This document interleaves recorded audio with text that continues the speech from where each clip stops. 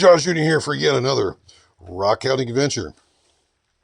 This adventure here is here in back of the shop, and I think we're going to go in the shop. What we're looking at is roughly 200 pounds of Montana moss agate that I got from my buddy Michael Van Dyke. He is moving from this area to North Dakota here real soon. And he gave me an opportunity to buy all of this from him. So, of course, I jumped on it. So what we want to do is we want to start cutting on some of this stuff to make small slabs, because all these here are fairly small. And these are going to probably get, some of them are going to get cut on our 10-inch Lorton. So what we got to do now is select one. And I'll try to select one that doesn't have a bunch of cracks. That one could be interesting. That's a dark one. That might be a possibility. That one's been cut on already. It's got some cracks in it. Now, it's one thing about the Montana moss. A lot of it has got a lot of cracks in it. And there's going to be some in here. It's tumbler size, like this one here. The other one there, it's a tumbler size. The other one there, that's a tumbler size.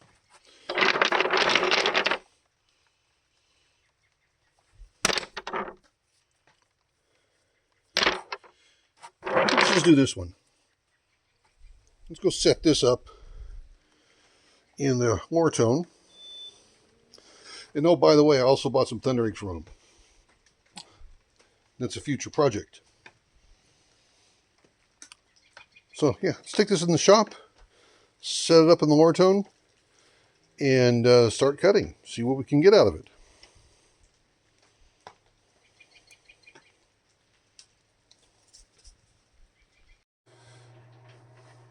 We have it mounted up. Had to do something a little bit different with this one. I had to use that slab of wood in there, which is a hardwood floor sample. And I had to lift it up, because without that board in there, this would hit the surface. So I had to raise it up a little bit so it would not hit the surface. It's locked in there pretty tight. So we're going to move the carriage off to the side and then get the first cut off of it, and then come back and get the second cut. And make sure everything here is ready to roll.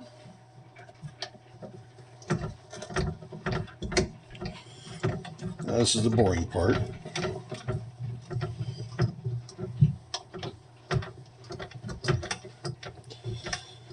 And I'm trying to find a good spot where to cut it where I won't have as much blade flex. When you're doing these round rocks, it makes it difficult. I might have a little bit bigger end cut that I want, because we'll see what happens with a blade when I touch it.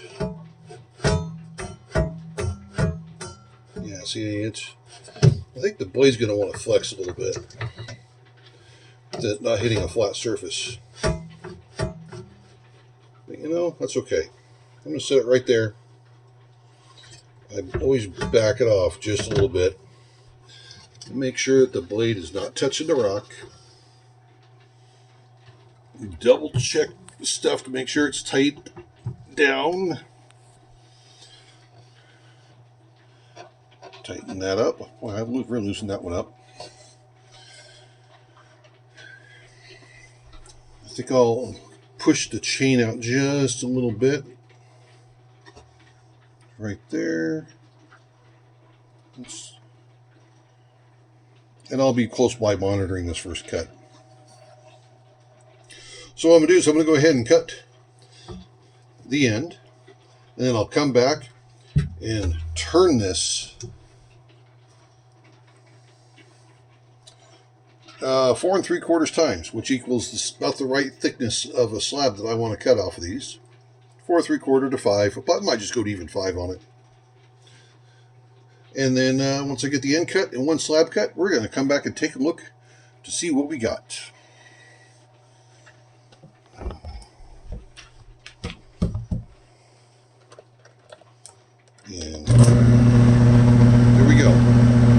And if you're curious what saw this is, Lorton ST-10. It's an older model, but it cuts good. The end cut in the first slab is completed, so let's go ahead and slide this carriage back. Let's see what we got here. Can't see much. Now this is a darker one.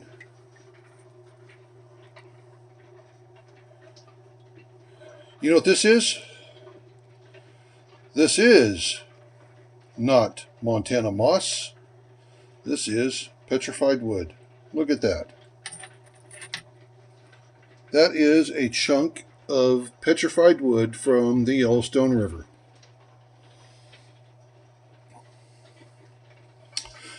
Well, let me keep cutting it. We're going to show you guys this. Yeah, I had no idea that was a chunk of petrified wood. I just thought it was a dark agate. Well, cool. Well, let me keep cutting it, and then we will go get ourselves an agate after this one's cut. Well, since the first rock that I thought was a dark agate turned out to be petrified wood, we're back out here again to look for something else. And again, we're trying to stay smaller. So this one's out of the question. It's kind of too big for that little saw. That one's too big.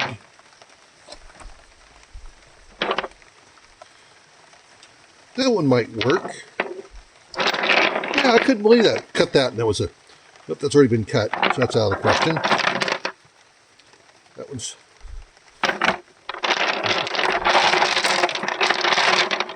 What do we got here? Shoot, that's been cut.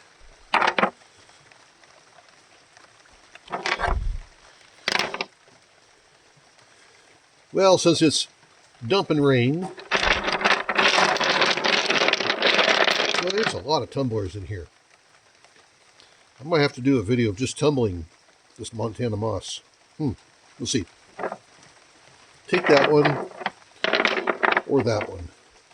Nope, that's a Treasure State agate. Can't do that one.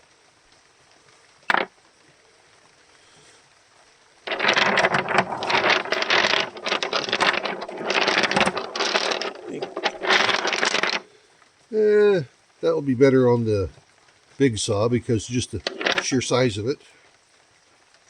I'm coming back to this one.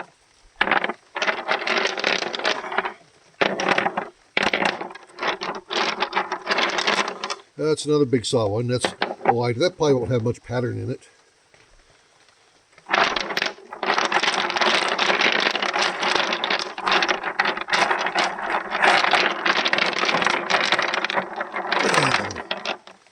That could be interesting. It's got waterline.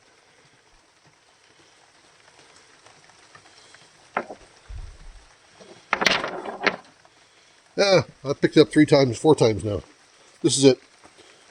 We'll go get this guy put in the saw and start cutting it.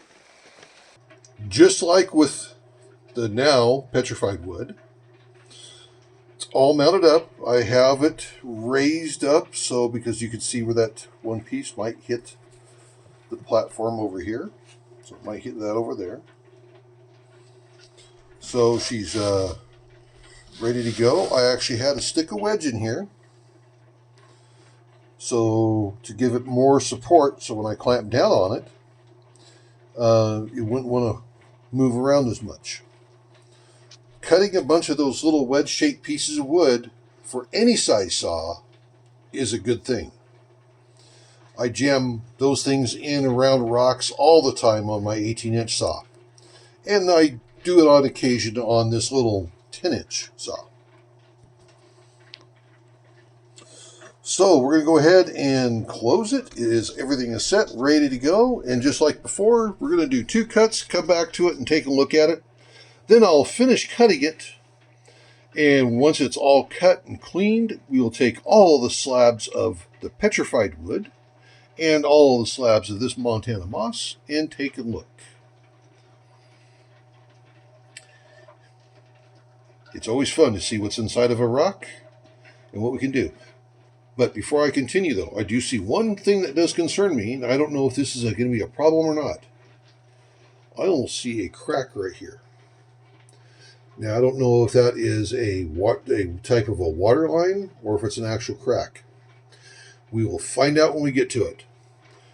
But there should be at least one cut going through it. That could prove to be interesting.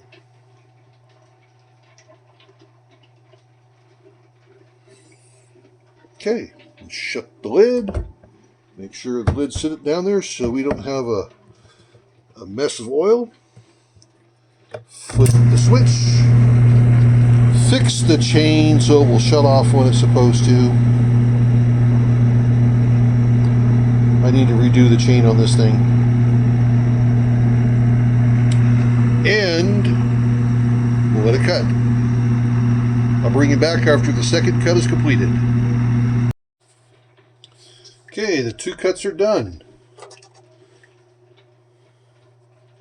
Small, but I could make a cabochon out of that. And no fractures in it. That is cool. Look at the lines in that.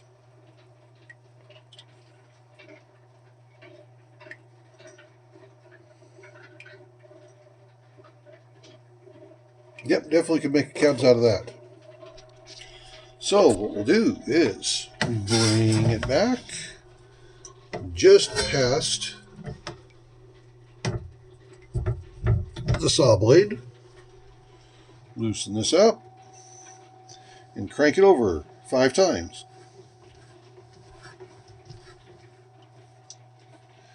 Now she's ready to go for another round.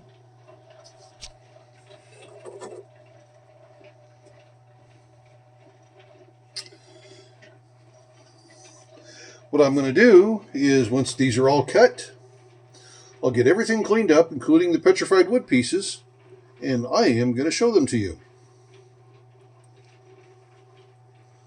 See, it doesn't have to be a big chunk of rock for it to be very cool.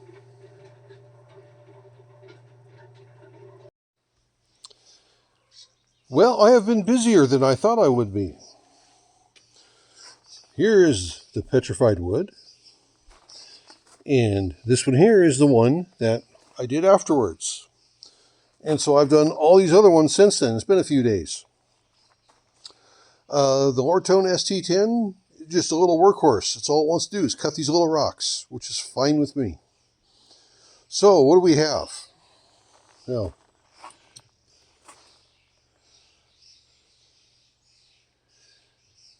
the petrified wood, and you can see how this thinner one is partially translucent.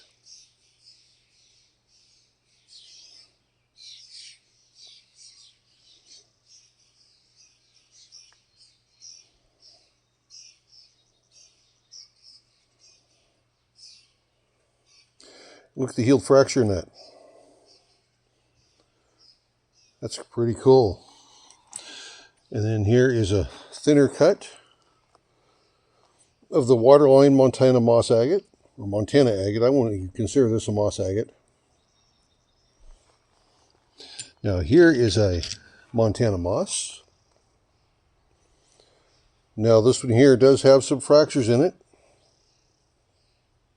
Almost a face right there.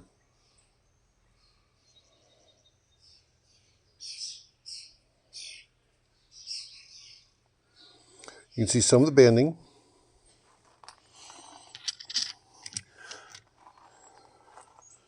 Kind of another water line, if we'll focus.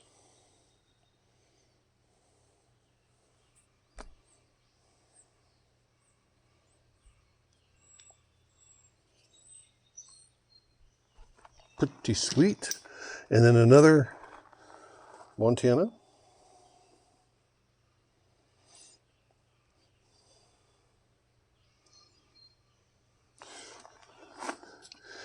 Now, all these here was from that bin that I showed you that I purchased from Michael Van Dyke.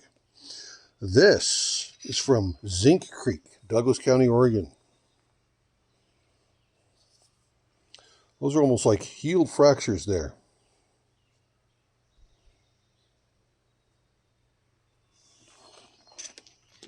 But then look at this one here.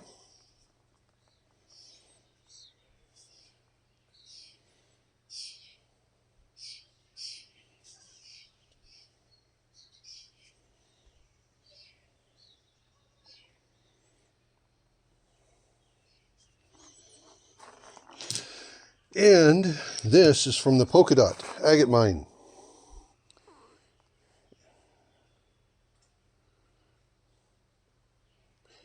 Pretty cool. And see, for reference, there's the outside of it.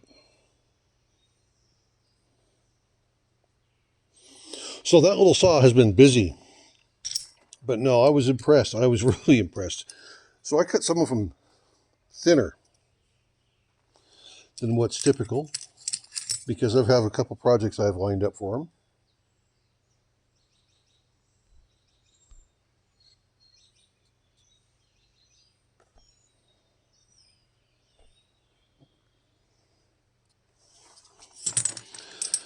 And I cut one of those thinner, another one of those really thin. So what do you think? That little Lorton ST-10, the old school version, is doing pretty good. I'm actually very happy with what we've gotten here. There is a lot of cabochons that can be made. And this also says something too. You don't need to have a 5 or 10 pound rock to cut. If you have the right equipment, such as the Lorton ST-10 or the newer version, I think it's LC-10, which is an auto feed saw, you can cut this small stuff. Now, a lot of people will want to tumble it. That's fine. I'm getting more enjoyment out of cutting them and making cabochons in the future. All these here are going to get glued onto a board and continue to be cut. And that's what I did with this. That's why there's no big chunk left. And there's the two end cuts right down here. I took the last piece, glued it onto a board, and finished cutting it. Works fantastic. So you can see all the different mini slabs that I've gotten out of this. There's hours and hours of cabochon making right here. And that's what this stuff is intended for. Part of my rock therapy. And life is settling down. I can have a chance to start spending more time in the shop behind the cab machine and start making some more incredible pieces for you guys. So I'm going to let you guys go. Just remember, everyone's life's an adventure. Then there's mine cutting some small rocks. This is the Adventures of Jaws Jr. Have a good one, everybody. See ya.